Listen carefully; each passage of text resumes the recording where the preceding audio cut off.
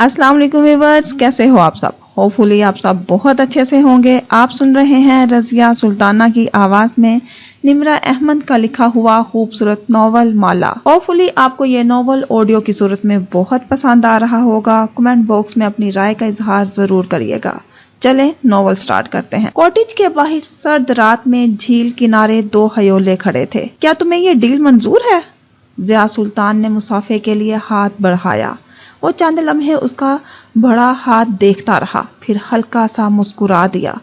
जो वाहद डील मैं तुम्हारे साथ करूंगा ज़ियाद सुल्तान, वो ये होगी कि वो चंद कदम करीब आया, यहाँ तक कि उसकी सरगोशी भी ज़ियाद को सुनाई देने लगी कि तुम्हारी मौत मेरे हाथों से आएगी।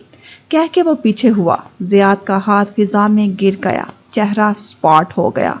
मैं तुम्हारे साथ कोई डील नहीं करनी। मुझे तस्दीक चाहिए थी, वो मिल गई है। हलाल जिंदा है और मुझे इसको तलाश करने के लिए तुम्हारी मदद नहीं चाहिए। मैं उसे खुद ढूंढ सकता हूँ। और रही कशमाला, ज़ियाद ने थूक निकला, गर्दन में गिल्टी सी उभर के मादूम हुई। तो बेफिक्र हो, मैं उसको कुछ नहीं बताऊंगा, ना बताने वाला था, क्योंकि मुझे तुम दोनों की इतनी सी भी उंगली और अंगूठे के दरमियान खला बना के दिखाया परवाह नहीं है। मुझे सिर्फ हलाल को ढूंढना है। मैं तुम्हारी जिंदगी में मदाखलत नहीं करूंगा। इस डील में तरमीम कर लो। ज़ियाद बिला आखिर मुस्कुराया। तुम्हारी जान मेरे हाथों जाएगी। माहिर फरीद कैन से एक आखिरी घूंट भरा, उसे झील की तरफ उछाला और पिकअप दुरुस्त करता वो आगे बढ़ गया। ओके, तुमने उसके साथ डील नहीं की, फिर तुमने माला को उसके शोहर की असलियत क्यों नहीं बताई? वो जोर देकर पूछ रही थी। क्या बताता? कोई सबूत नहीं था मेरे पास, और वो कभी यकीन ना करती। कोई भी माहिर फरीद का यकीन नहीं करता। क्या ये वाहिद वजह है? माहिर ने आंखें बंद कर ली। वो दोनों चंद लम्हे ऑफिस में छाई खामोशी सुनते रहे। मैं गलत था जब मैंने कहा कि मैं चाहता हूँ कि वो उसको छोड़ के मेरे पास वापस आ जाए। मैं गलत था यास्मीन, मैं ऐसा नहीं चाहता। मैंने उसे देखा था डिनर पे, उसकी आंखें अपने शोहर को देख के चमकती थी। ये सहर नहीं है, कोई सहर ऐसा नहीं कर सकता। वो खुशी की ख्वाहिश थी, उसके साथ खुश रहना चाहती थी। मैं उसकी ज़िंदगी ख़राब नहीं कर सकता। मैंने उसे नहीं रोका, जाने दिया। वो उसी रात ज़ियाद के साथ वापस जद्दा चली गई। तुमने अच्छा किया, तुमने किसी औरत का घर ख़राब नहीं किया। नहीं, मैंने गलती की। उसने आंखें खोली और सफ़ेद छत को देखा। यास्मीन ने उलझ के उसे देखा। तुम पछता रहे हो? हाँ, क्योंकि तब तक एक दूसरा वाकया पेश नहीं आया था। कैसा वाकया? इस्तांबुल से वापस आने के बाद क्या हुआ? रामीन अब कदरे बोर हो रही थी। वो उन कागज़ों की हकीकत जानना चाहती थी, लेकिन माला उसी मुस्तरिब अंदाज में दाएं बाएं चक्कर काट रही थी। मैं एयरपोर्ट पे थी जब मुझे नोरा की ईमेल मौसूल हुई। वो हैंड कैरी लेकर आगे बढ़ रही थी जब मोबाइल थरथराया। उसने स्क्रीन रोशन की। पहले आंखों में हैरत और फिर मुस्कुराहट दौड़ गई। वो पुरजोश अंदाज में साथ खड़े बोर्डिंग पास चेक करते ज़ियाद को ईमेल पढ़ के सुनाने लगी। उसने सिर्फ मुंह में सर झटका था, फिर तल्खी से कुछ कहा। माला के चेहरे की जोत बुझ गई। धीरे से उसने मोबाइल वापस रख दिया। नूरा मुझे एक चांस देना चाहती थी। उसने मुझे एक डिज़ाइन लेआउट भेजा और कहा कि मैं उस पर काम करूं, बिना तनख्वाह के, सिर्फ 15 दिन का काम। अगर उसे मेरा काम अच्छा लगा तो वो मुझे हायर कर लेगी। वो खुद भी एक बंद गली में फंस चुकी थी और बहुत फ्रस्ट्रेटेड लग रही थी। ज़ियाद ने हस्बे मामूल वही कहा जो वो हमेशा कहता था, छोटा सा तंज जो बीवी का सारा जोश बुझा दे। फिर उसी दिन ज़ियाद की अम्मी की तबीयत ख़राब हो गई। वो जल्दी में पाकिस्तान चला गया। मैंने चलने के लिए कहा, लेकिन वो मुझे साथ लेकर नहीं गया। मैं पीछे अकेली थी। मिस नूरा के प्रोजेक्ट पे काम करती रही। उसने ऑफिस का दरवाज़ा धकेला तो नूरा अपनी सीट पे बैठी दिखाई दी। वो खनकारती हुई अंदर आई और आईपैड उसके सामने रखा। नूरा ने ऐनक के पीछे से एक अचटती निगाह उस पर डाली। तुम्हारी प्रेजेंटेशन मुकम्मल है? जी, आपने मुझे जो कॉन्सेप्ट दिया था मैंने उस पे 5 मुख्तलिफ डिज़ाइन बनाए हैं। नूरा के कंधे के साथ झुक के खड़ी वो पुरजोश अंदाज में एक एक स्लाइड आगे करके दिखा रही थी। चौथी स्लाइड पे नूरा ने आईपैड परे धकेला। ये क्या है कशमाला? वो उकता गई थी। जो डिज़ाइन आपने कहा था उस पर। वो हकलाई। मैंने एक डिज़ाइन कहा था, एक सादा डिज़ाइन, سادہ ترین جواب بہترین جواب ہوتا ہے کشمالہ، تم چیزوں کو پیچیدہ کیوں بنا دیتی ہو؟ نورا اسی تلخی سے کہہ رہی تھی۔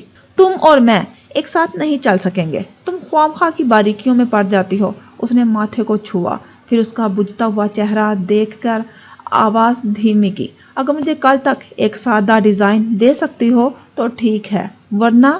اس نے کندھے اچکا دیے۔ سادہ جواب۔ وہ جہاں تھی وہیں کھڑی رہ گئی۔ میں چیزوں کی تفصیل میں جا کے ان کو پیچیدہ بنا دیتی ہوں، اس نے خود سے دہرایا۔ سب سے سادہ جواب کیا تھا؟ اگر تمہیں برا لگا ہے تو… نہیں۔ وہ تیزی سے باہر نکلی۔ استنبول کی سفید پھولوں والی گلی میں وہ کھڑی تھی۔ ماں سامنے بیٹھی مسکرا رہی تھی، ان کے ہاتھوں میں سونے کے کنگن تھے۔ فلیش لائٹس ڈھونڈو مالا۔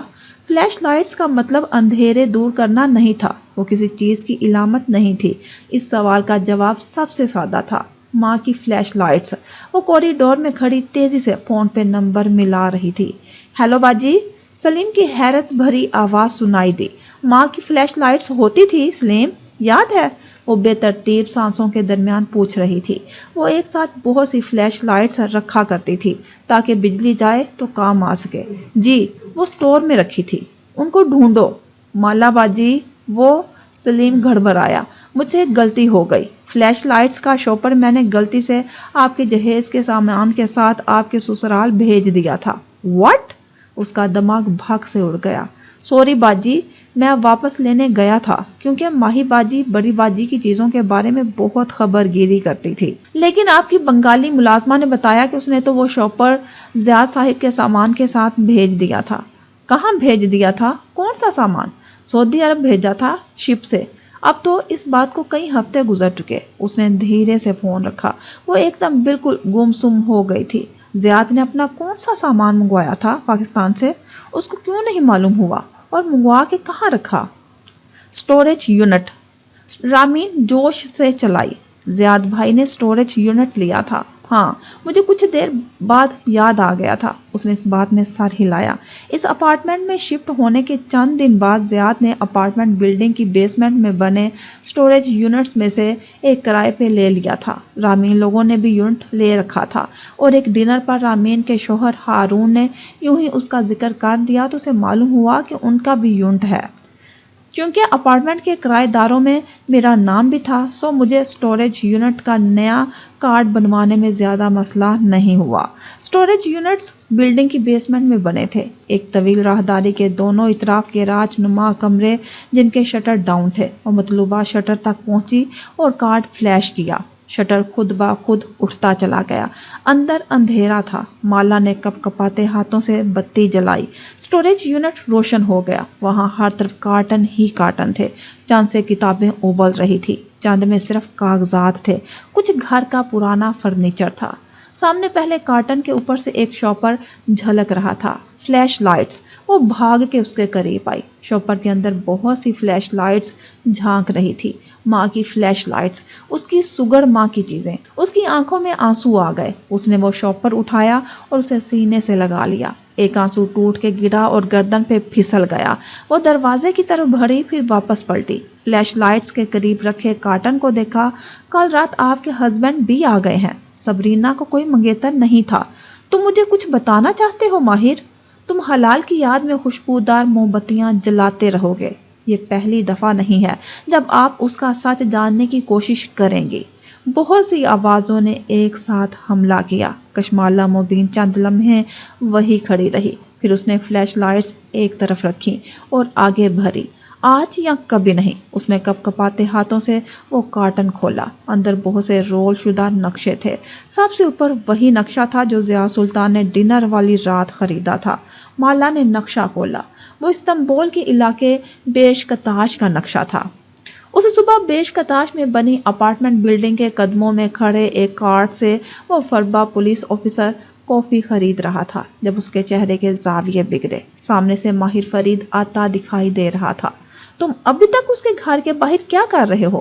قومسار بے کا حکم ہے، شاید وہ واپس آئے۔ آفیسر نے دوسرے ہاتھ میں پکڑے ڈونٹ سے ایک بائٹ لی۔ پولیس والے اور ان کے ڈونٹس۔ ماہر نے افسوس سے اسے دیکھا۔ وہ اب تک ملک کیا اس براعظم سے بھی دور جا چکا ہوگا۔ قومسار بے سے کہو اس کے گھر کی تلاشی لے۔ ना माहिर बे, मैं बिना वारंट के किसी के घर में दाखिल नहीं होऊंगा। अपनी मोटी गर्दन दाएं बाएं हिलाई और कार की तरफ भाग गया। वो उसके पीछे आया। कार में बैठे हुए ऑफिसर कह रहा था, मैं यहाँ सिर्फ कार्रवाई पूरी कर रहा हूँ। आज मैं रिपोर्ट लिखूंगा कि गालिब नवाज गायब हो चुका है, और बस। उसने डोनट का बड़ा सा लुकमा दांतों से तोड़ा, फिर उसे चबाने लगा। माहिर ने नापसंदीदगी से उसे देखा और कार में रखा एक टिश्यू निकाल के बढ़ाया। इसी से कोई मिलने भी नहीं आया। ओ नो, उसने कार स्क्रीन की तरफ इशारा किया जिस पर गालिब नवाज के अपार्टमेंट के दरवाजे के बाहर का सीसीटीवी मंजर दिखाई दे रहा था। और तुम्हें यकीन है किसी ने इस फुटेज को लूप पे नहीं रखा हुआ? कुछ था जो उसे खटक रहा था। नहीं माहिर बे, इतना हॉलीवुड ना देखा करो, मैंने खुद उसे बाहर निकलते देखा है। ये क्या है? वो झुक के स्क्रीन को देख रहा था। दरवाजे के करीब चंद बॉक्सेस रखे थे। उसका कैटो लंच। वैसे क्या वाकई कैटो असर करती है? उसने आज दोबारा पूछा। माहिर ने एक नज़र उसे सर से पैर तक देखा। तुम्हारे ऊपर जहर भी असर नहीं करेगा। फिर वापस स्क्रीन को देखा। अगर मैं मुल्क से गायब होना चाहूँ तो क्या मैं ये चाहूँगा कि मेरे दरवाजे पे खाने के डिब्बों का ढेर हो, जिससे सबको मालूम हो कि मैं घर पे नहीं हूँ, या मैं खामोशी से भागूंगा? डोनट का टुकड़ा ऑफिसर के हलक में अटक गया। वो कहीं नहीं गया, वो अंदर ही है। वो दोनों के साथ दरवाजे खोल के तेजी से बाहर निकले। अपार्टमेंट की लिफ्ट से ऊपरी मंजिल तक का सफर चंद सातों में हो गया, यहाँ तक कि वो उसके दरवाजे के बाहर आन पहुंचे। वहां लंच बॉक्सेस वैसे ही रखे थे। माहिर ने बेचैनी से घंटी पे हाथ रखा। उसका सांस फूला हुआ था। जवाब नदारद। उसने दरवाजा धड़धड़ाया। खामोशी। दरवाजा तोड़ो, उसने ऑफिसर को हुक्म दिया। मैं? हाँ, क्योंकि मेरी टांग खराब है, वो चिल्लाया। और पुलिस ऑफिसर तुम हो। लॉक उसके एक ही धक्के से टूट गया। दरवाजा अकड़ के पीछे जा लगा। वो दोनों अंदर दाखिल हुए। लाउंज के वस्त में कोई गिरा हुआ था। सोफे के उस तरफ से उसके पैर दिखाई दे रहे थे। माहिर फरीद सांस रोके आगे बढ़ा और फिर वो वहीं ठहर गया। उसने तवक्का की थी कि उसकी निगाह तरतीब से सफ़र करेगी। कदमों से निगाह ऊपर टांगों में, फिर सीने और कंधों तक जाएगी, और उसके बाद उसका सर देखेगा। लेकिन सर वहाँ नहीं था। लाश का सर कटा हुआ था और जिस्म पे मारपीट के निशानात थे। वो पलक नहीं झपक सका। फिर गर्दन मोड़ी। किचन काउंटर पे गालिब नवाज का सर रखा था। आंखें आध खुली थी और चेहरे पे नीली और कट लगे थे। हक्का बक्का सा ऑफिसर ऊंची आवाज में चलाता फोन पे बैक वक्त कॉल कर रहा था। वो अभी तक शल खड़ा था। अभी तुम मेरे काम करने के तरीके से वाकिफ नहीं हो माहिर बे। स्टॉप। यास्मीन ने हाथ उठा के उसे रोका। मैं नहीं सुन सकती उसका। इस लाश का सर नहीं था। चंद लम्हे शॉक्ड सी खामोशी में गुजर गए। मैं इस मंजर को अनदेखा नहीं कर सकता। वो चित लेटा छत को देख रहा था। उसकी आंखों में जमाने भर की वीरानी थी। यास्मीन ने झरझरी सी ली। ये किसने किया होगा? उस शख्स ने जिसके साथ मैंने माला को वापस जाने दिया। उस शख्स ने जिसकी असलियत मैंने उस लड़की को नहीं बताई, जो उसके सबसे करीब है, जो सबसे ज्यादा खतरे में है। यास्मीन ने नोटबुक एक तरफ रख दी और दोनों हाथों से कनपट्टी पकड़ ली। तुमसे बहुत बड़ी गलती हुई है माहिर। तुम इसको बता देना चाहिए था। मुझे इसको बता देना चाहिए था। उसने आंखें बंद कर ली। जेब में रखा फोन थरथराने लगा। यह मखसूस रिंगटोन चंगेज की थी। उसने फोन नहीं उठाया। इस वक्त तो इस बारे में कुछ नहीं सुनना चाहता था। तुम अब भी उसको कॉल कर सकते हो। यास्मीन की आवाज किसी कुएं से आती सुनाई दे रही थी। कशमाला ने दूसरा नक्शा उठाया। उस पे चंद हफ्ते कबल की तारीख थी। तीसरा नक्शा 2 माह पहले की। कार्टन के आखिरी नक्शे पे 5 साल पहले की तारीख दर्ज थी। रामीन तहय्युर से अपने सामने फैली कागज देख रही थी। जियाद भाई नक्शे क्यों इकट्ठे करते हैं? मैं पूरी रात यही सोचती रही। फिर मुझे याद आया, एक दफा कैफ ने मुझे कहा था कि नंबर्स झूठ नहीं बोलते। नंबर्स? तारीखें। वो एक एक करके कागज उसको दिखाने लगी। हर नक्शे पे एक तारीख है। मैंने इन तारीखों को सर्च करना शुरू किया। लाउंज अंधेर था और वो लैपटॉप गोद में रखे बैठी थी। इर्द गिर्द कागज बिखरे हुए थे और वो एक एक से तारीख पढ़ती कुछ टाइप कर रही थी। चेहरे पे बार बार मायूसी फैलती। शुरू में कुछ भी नहीं मिला। इन तारीखों में कुछ भी मुश्तरक चीज नहीं हुई थी। फिर वो बैठे बैठे सो गई थी। जब फोन बजा, مالا چونک کے سیدھی ہوئی. لاؤنج اندھیر تھا اور اس کے گرد کاغذ پھیلے تھے. اس نے نیند سے بھری آنکھوں سے موبائل دیکھا. اگلے ہی لمحے آنکھیں پوری کھل گئی. میں نے بیش کتاش کے علاقے کی تمام نیوز کو گوگل الرٹ پہ لگا رکھا تھا. صبح مجھے ایک ایسی نیوز ملی جو میں بتا نہیں سکتی, صرف دکھا سکتی ہوں. اس نے آئی پیڈ رامین کے سامنے کیا. اگلے ہی لمحے رامین تیزی سے اچھلی. وہاں ایک سر کٹی لاش کی تصویر تھی. اس تاریخ پہ بیش کتاش میں ایک غالب نواز آدمی کا قتل ہوا تھا اپنے اپارٹمنٹ میں. اس کا سر تن سے جدا تھا اور اس پر تشدد کیا گیا تھا. خبر میں یہ بھی لکھا تھا کہ یہ آدمی ماہر فرید نامی آرکیٹیکٹ پہ قاتلانہ حملے کے لیے زیر تفتیش تھا. وہ رامین کو دیکھتے ہوئے کہہ رہی تھی جیسے خواب میں بول رہی ہو, مالا. رامین کی آنکھیں پھٹی کی پھٹی رہ گئی. لیکن قتل تو ہر روز کہیں بھی ہو سکتے ہیں. میں نے بھی یہی سوچا تھا, لیکن زیاد کو ایک دن پہلے سے وہ تاریخ معلوم تھی جس پہ کسی نے اس انداز میں قتل ہونا تھا. اس کی آنکھیں گلابی پڑ رہی تھی. میں نے ان تمام تاریخوں کو دوبارہ سرچ کیا. وہ 12 تاریخیں تھیں, یورپ اور مڈل ایسٹ کے مختلف شہروں کے نقشوں پہ لکھی 12 تاریخیں. لیکن اس دفعہ میں نے تاریخوں کے ساتھ قتل کا لفظ بھی لکھا. رامین کا سانس رک گیا. ہر تاریخ پہ ایک قتل ہوا تھا, ایسے کہ لاش کا سر تن سے جدا تھا. اس کی آنکھوں سے آنسو گر رہے تھے اور رامین کچھ کہہ نہیں پا رہی تھی. سادہ جواب سب سے درست جواب ہوتا ہے رامین. زیاد نے جاب اس لیے چھوڑی کیونکہ جاب اس کا صرف ایک کور تھا. وہ رائٹر بھی نہیں ہے. مجھے نہیں معلوم کیوں, لیکن مجھے لگتا ہے وہ کچھ بھی نہیں لکھتا. رائٹرز کو ویزے آسانی سے مل جاتے ہیں, اسی لیے اس نے اپنی جعلی شناخت بنا رکھی ہے. آپ کا مطلب ہے کہ زیاد, میرا شوہر زیاد ایک اسیسن ہے, ایک کرائے کا قاتل. اس نے انگلی سے سینے پر دستک دی. آنکھوں سے آنسو بہہ رہے تھے. میں نے ایک قاتل سے شادی کی ہے رامین, ایک سائیکوپیتھ قاتل سے. اس کی آنکھوں میں بے یقینی تھی, خوف تھا. اس کا رنگ سفید پڑ رہا تھا. میں نے جس شخص سے شادی کی ہے وہ ایک قاتل ہے. رامین بالکل گونگ تھی. میں اس دنیا کی سب سے بیوقوف عورت ہوں. اس نے بال دونوں ہاتھوں میں پکڑ کے سر نیچے گرا دیا. اسی لمحے باہر گھنٹی بجی, پھر دروازہ کھٹکا. کشمالا, دروازہ کھولو. ضیاء سلطان کی آواز سنائی دی. وہ دونوں کرنٹ کھا کے اٹھی. رامین کی گود سے سارے نقشے گر گئے. مالا نے خوف سے دروازے کو دکھا, پھر لاؤنج میں پھیلائے پھلندے کو. کشمالا. وہ دروازہ بجا رہا تھا اور کشمالا مبین کا سانس رکنے لگا. اسے پہلی دفعہ معلوم ہوا کہ خوف کیا ہوتا ہے. 4 سال قبل شمس ایک بینچ پہ بیٹھا تھا اور سامنے چلتی ٹریفک دیکھ رہا تھا. کچھ سوچ کے اس نے موبائل کان سے لگایا. سبرینا نے میرے ماہر کے گھر جانے پہ بھی پابندی لگا دی ہے. وہ اسی کو کسی عالم کے پاس لے کر جاتی ہے جو اس کا علاج کر رہا ہے. اگر ایسا ہوا تو میں کبھی اس کاروبار پہ قبضہ نہیں کر سکوں گا. یہ وہی لڑکی ہے نا جس نے آصف کو آزاد کروایا تھا؟ جی سرکار. وہ ہچکچایا. آپ نے ایک دفعہ بتایا تھا کہ آپ کے پاس صرف جنات نہیں انسان بھی ہوتے ہیں, ایسے کرائے کے قاتل جو دنیا میں کہیں بھی کسی کو بھی جا کے مار سکتے ہیں. شمس نے کہنا شروع کیا. ہم کچھ کرتے ہیں. میں اسی کام کی منہ مانگی قیمت دوں گا. نگینہ بیگم نے مسکرا کے فون رکھا اور دوسرا موبائل اٹھا کے کال ملا لی. جی امی. زیاد کا مصروف ساتھ جواب سنائی دیا. میرے پاس تمہارے لیے ایک کام ہے. شور. نام, ایڈریس اور تصویر. 3 لفظ کہہ کے اس نے کال کاٹ دی تھی. میں نہیں جانتا میں خود کو کیسے معاف کروں گا. میرے پاس موقع تھا, میں اسے بتا سکتا تھا. وہ چت لیٹا چھت کو دیکھتے ہوئے کہہ رہا تھا.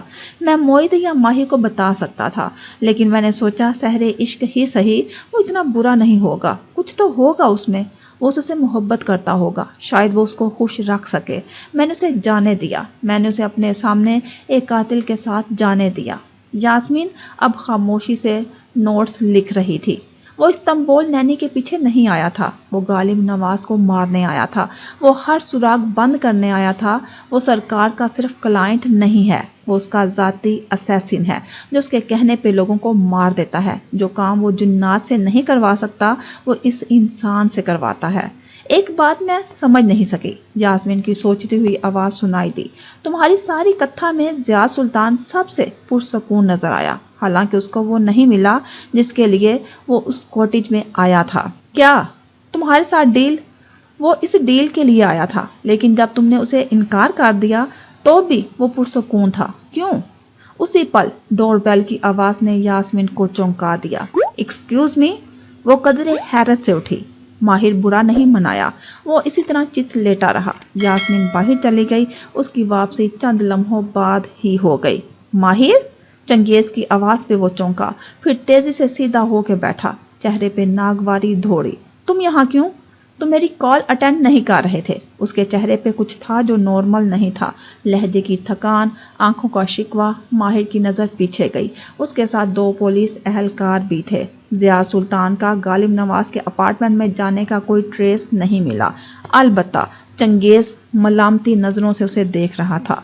माहिर बेइख्तियार खड़ा हो गया। तुम अभी मेरे काम करने के तरीके से वाकिफ नहीं हो। अलबत्ता उसके अपार्टमेंट में कुछ चीज़ें मिली हैं जिन पे तुम्हारे फिंगरप्रिंट्स हैं माहिर। चंगेज पढ़ के सुना रहा था। एक सोडा का कैन। कॉटेज में ज़ियाद ने दस्ताने वाले हाथ से सोडे का कैन उसकी तरफ उछाला। उसने थाम के साथ रख दिया। एक लाइटर। मुझे और तुम्हें चंद बातें करनी है। ज़िया सुल्तान, वो कहते हुए मोमबत्ती जला रहा था। फिर उसने लाइटर एक तरफ डाल दिया।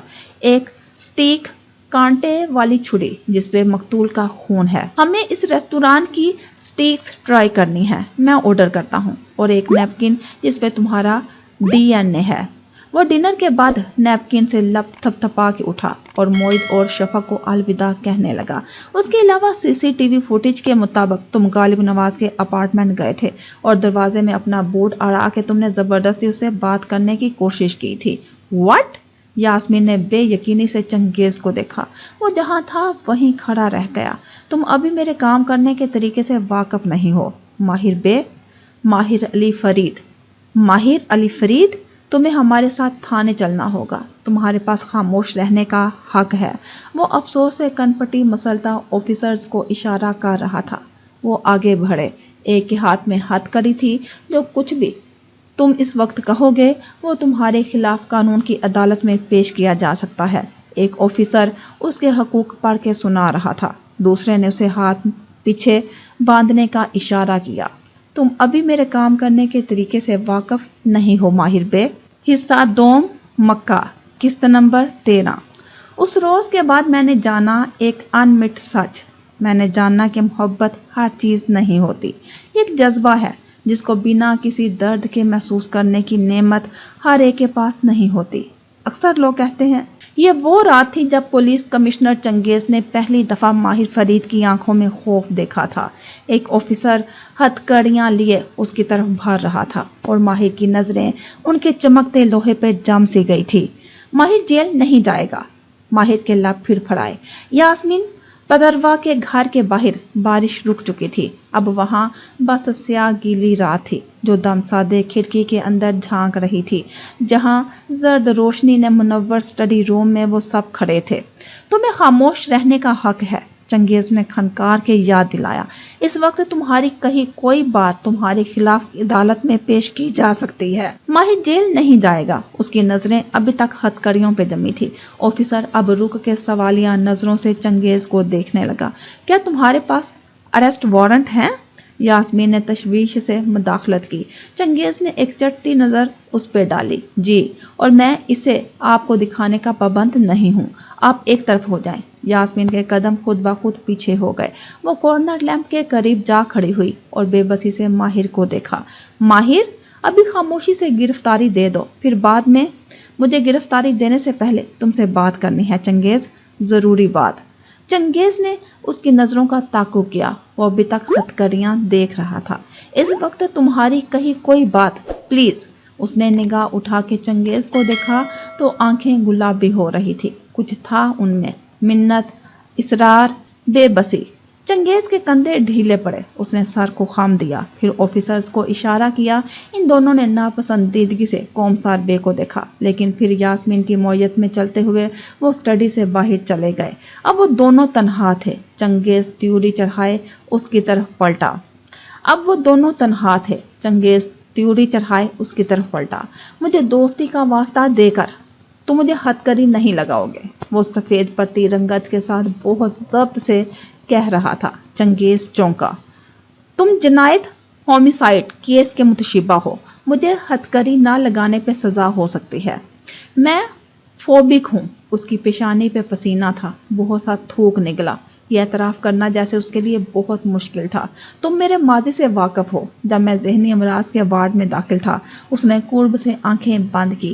ایک تکلیف دہ خاموشی ہر طرف چھا گئی۔ پھر ماہر نے آنکھیں کھولی، گہری سانس خارج کی۔ مجھے ہتھ کری کا فوبیا ہے، تم میری تھراپسٹ سے پوچھ سکتے ہو۔ اگر تم نے مجھے ہتھ کری لگائی تو مجھ سے کوئی ایسا غلط رد عمل سرزد ہو جائے گا جو میرا کیس خراب کرے گا۔ پلیز چنگیز۔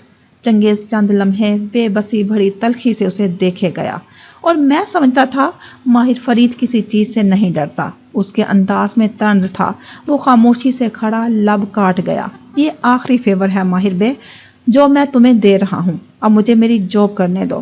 دروازہ کھولا اور اسے باہر چلنے کا اشارہ کیا۔ ماہر فرید نے تھرو صوفے پہ ڈال دیا، کوٹ کے بٹن بند کیے اور اٹھی گردن کے ساتھ باہر آیا۔ اس کا چہرہ اب بے تاثر ہو چکا تھا، البتہ رنگت بحال نہیں ہوئی تھی۔ ہتھ کڑیوں والا آفیسر تیزی سے آگے بڑھا، لیکن چنگیز نے اسے اشارہ کیا۔ اس نے ناگواری سے چنگیز کو دیکھا اور پھر بہت ضبط سے ہتھ کڑیاں جیب میں واپس ڈال لی۔ وہ ان تین افراد کے ہمراہ آگے بڑھا۔ وہ دونوں اس کے دائیں بائیں تھے اور چنگیز پیچھے۔ سامنے راہداری تھی جس کے اختتام پہ دروازہ تھا۔ چند گز کا سفر تھا، لیکن اس کے قدم بھاری ہو رہے تھے۔ ہر چیز جیسے سلو موشن میں ہو رہی تھی۔ میں تمہارے لیے کیا کر سکتی ہوں؟ ماہر کے قدم رکے۔ وہ تینوں بھی ساتھ ہی رک گئے۔ اس نے گردن موڑی اور راہداری میں پیچھے ایک ستون کے ساتھ کھڑی بھیگی آنکھوں سے اسے دیکھ رہی تھی۔ وہ کچھ کہنے لگا، پھر نظر میں کچھ اٹکا۔ ایک طرف لکڑی کا زینہ اوپر جا رہا تھا، زینے کے ساتھ دیوار پہ کچھ چسپا تھا۔ اوپر سے نیچے آتے سیاہ رنگ کے سٹیکرز، مون فیزز، سیاہ کاغذ کے بنے چاند کے مختلف ادوار، حلال سے بدر اور بدر سے حلال۔ وہ چند لمحے ان کو دیکھے گیا۔ شبنم سے کہو ایڈوکیٹ ایاز بے کو پولیس اسٹیشن بھیجے، وہ مون فیزز کو دیکھتے ہوئے کہہ رہا تھا۔ یاسمین نے اس بات میں سر ہلا دیا، پھر اس نے چہرہ موڑ لیا۔ دروازہ قریب تھا۔ پولیس کارز باہر کھڑی تھیں، جن کی نیلی اور سرخ بتیاں جل بجھ رہی تھی۔ بارش مدت بیت چکی تھی، لیکن ساری دنیا بھیگ چکی تھی، جیسے کوئی سیلاب آ گیا ہو۔ ماہر نے کار میں بیٹھنے سے پہلے پلٹ کے ایک ملامتی نظر چنگیز پہ ڈالی۔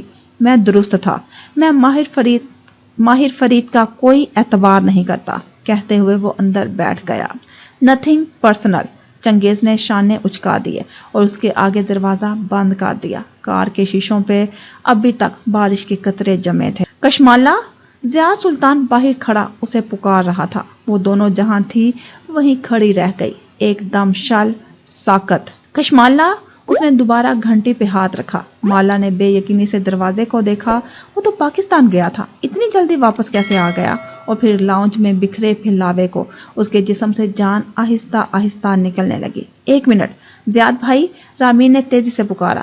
مالا باتھ روم میں ہے، آ رہی ہے بس۔ دستک رک گئی۔ رامین اب تیزی سے لاؤنج میں بکھرے کاغذ سمیٹ رہی تھی۔ وہ جو شل کھڑی تھی جیسے ہوش میں آئی ہو۔ جسم کا فائٹ یا فلائٹ رسپانس خود بخود حرکت میں آیا۔ نہ جانے کہاں سے اتنی طاقت آ گئی۔ اس نے خود کو رامین کے ساتھ آگے بڑھتے دیکھا، پھر تیز تیز ہاتھ چلنے لگے۔ لیپ ٹاپ بند کیا، آئی پیڈ بجھایا، جلدی جلدی کاغذ اور نقشے سمیٹ کے کارٹن میں ڈالے اور کارٹن صوفے کے ایک طرف رکھا۔ رامین بھاگ کے کسی باتھ روم سے تولیا اٹھا لائی، جو اس نے کارٹن پہ یوں ڈال دیا جیسے لانڈری ہو۔ دستک اب بند ہو چکی تھی۔ زیاد جیسے انتظار کر رہا تھا۔ کھولیں؟ رامین نے سرگوشی میں کہا۔ مالا ہراساں نگاہوں سے دروازے کو دیکھ رہی تھی۔ مالا دروازہ کھولیں؟ اس نے مالا کا بازو جھنجھوڑا۔ مالا نے بہت سا تھوک نگلا، پھر دروازے کی طرف قدم اٹھائے۔ ہر شے جیسے سلو موشن میں ہو رہی تھی، ہر قدم بوجھل تھا، ہر سانس دشوار۔ اس نے بولٹ اٹھایا، پھر چٹکنی، پھر لاک۔ دروازہ کھولا تو سامنے زیاد کھڑا تھا، ایک کان سے فون لگائے، ایک ہاتھ میں ٹرالی بیگ پکڑے۔ وہ فون پہ کچھ کہہ رہا تھا۔ اسے دیکھ کے موبائل کندھے سے لگایا اور خوفکی سے بولا، اتنی دیر لگا دی، مجھے جلدی تھی۔ فون واپس کان سے لگاتے ہوئے تیزی سے اندر آیا، پھر رامین کو دیکھ کے رکا۔ سوری زیاد بھائی، ہم مووی دیکھ رہے تھے، ہیڈ فونز لگا کے۔ آپ کا گھر بھی اتنا گندا کر دیا میں نے، وہ بظاہر مسکراتے ہوئے تیز تیز کہہ رہی تھی۔ نو پرابلم، کیری آن، مجھے چیک بک چاہیے تھی، پھر میں جا رہا ہوں۔ وہ عجلت میں اپنے ہوم آفس کی جانب بھاگ گیا، کمرے کا لوک کھولا اور فون پہ عربی میں کچھ کہتے ہوئے اندر چلا گیا۔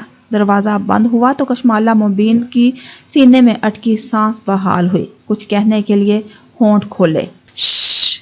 رامین نے اس کا بازو دبایا۔ وہ دونوں صوفے کے ساتھ کھڑی تھی۔ رامین کی پنڈلیوں کے پیچھے تولیوں سے ڈھکا کارٹن رکھا تھا۔